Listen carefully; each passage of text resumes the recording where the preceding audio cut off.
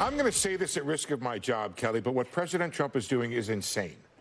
It is absolutely insane. It is about the 8th reason we've had for the tariffs, and now he's saying he's putting 50% tariffs on Canada unless they agree to become the 51st state. That is insane. There is just no other way of describing it. And the trouble, Kelly, is that it shows there are no bounds around President Trump. This is very different from the first administration, where there were people around him who seemed to, I don't know what the word is, but smooth over some of the edges now. Smooth. And the other thing that's not talked about, Kelly, is what's going on within the administration in terms of how they're treating the Constitution and laws. I think all of that is bad for the attraction of capital. And the gentleman from Bridgewater is 100% right. We need massive amounts of capital if we want to fund our deficits, pay for the things we want to pay for, sell our bonds, and have high stock prices. And it seems as if this administration is doing everything it can to chase foreign capital away. Okay, and that is the business channel, okay? That's the business channel. And the other day we played you Maria Bartiromo on the Fox Business Channel, okay? And Stuart Varney on the Fox Business Channel. Businesses are going crazy. They are losing their minds over what Donald Trump is doing to them, to us, to this country, to our reputation, to punish our allies, for God's sake. Canada, this is the craziest, most insane thing a president of the United States of America has ever endeavored to do. Why? He wants to bring Canada economically to its knees so that he can redraw the border with Canada. I swear to God. We're finding out now that Justin Trudeau said that Donald Trump had met with him about the 1908 treaty, swear to God, that set the border between the United States and Canada. And he was questioning whether or not the border itself was legally drawn. He would like to redraw it. He would also like the Great Lakes. He would like to take Canada's water. He would also like to annex Canada and make it our 51st state, which is really stupid. Stupid. Here's why. Ready? Okay, let's say you're in an automaking state. Let's say you're in Alabama. Let's say you're in Michigan. Okay, let's say you're in a state that has a Tesla factory or SpaceX launch pad, right? Texas. Okay, so now you're going to have a 51st state. Now you're going to have a brand new, all shiny new state called Canada. It's going to be the 51st state. Now, what would prevent the auto manufacturers from going over there if there's no, penalty for going over there, because they're part of us now. They're the 51st state. And isn't that the offer that Donald Trump is laying down? Isn't he saying, hey, Canada, become the 51st state, all tariffs go away? So then what keeps the auto plant, what keeps the Amazon distribution center, what keeps anything in your state if it can go to the 51st state? Right, nothing. This is so idiotic. This whole thing is moronic, and he's doing it because he's insane. He's insane with grievance. He's insane with rage. He's insane with humiliation and rejection, and he wants to burn down this country to punish every single person who ever gave him a side eye, whoever had to decide whether or not to vote for him and voted no.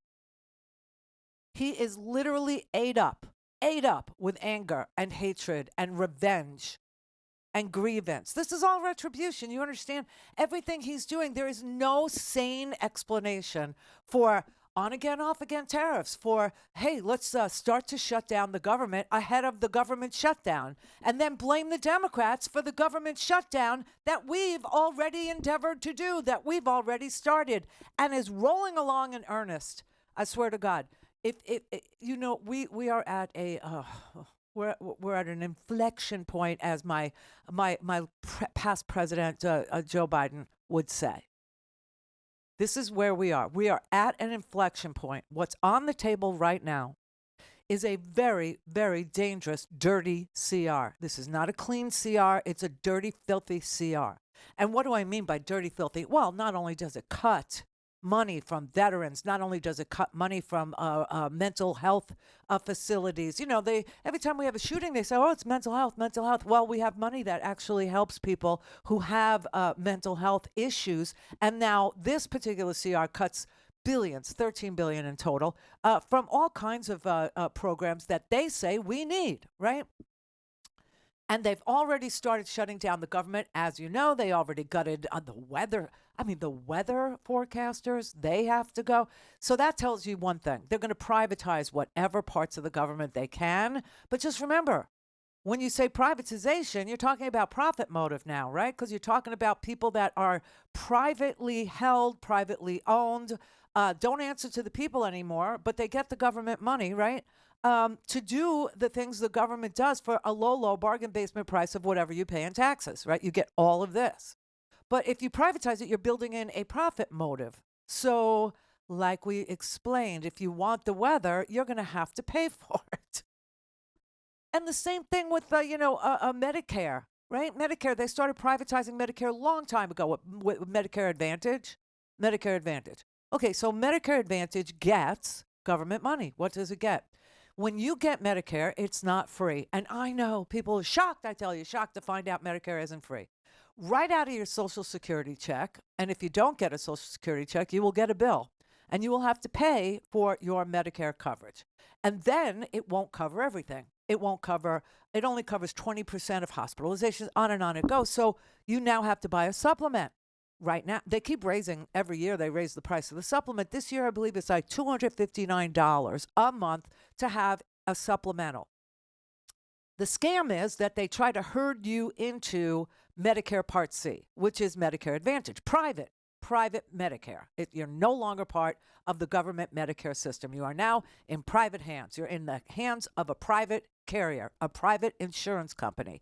99.9% of the time, I'm going to say you're ended up in United Healthcare, okay?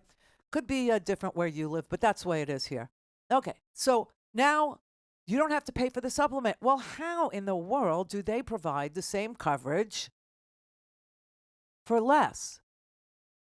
Oh, they cut care. That's right. They withhold care. They deny care. They require pre-authorizations for every test. Okay, you have to stay within a very small network of doctors. Talk about you could keep your doctor. No, you can't keep your doctor. You can only go into the small little HMO group of doctors that this private insurance company has. Now, without getting deep into the weeds, because we all know this, but this is how a profit motive is built into Medicare when you privatize it. You're denied care. You have to get pre-authorization for care. Maybe you'll give up on getting care, right? And this is what's going to happen all across America for every single thing, from the veterans care to the senior care, school lunches. I mean, you'll pay for the charter schools, all of this effort at privatization. That's what this is. That's what this is.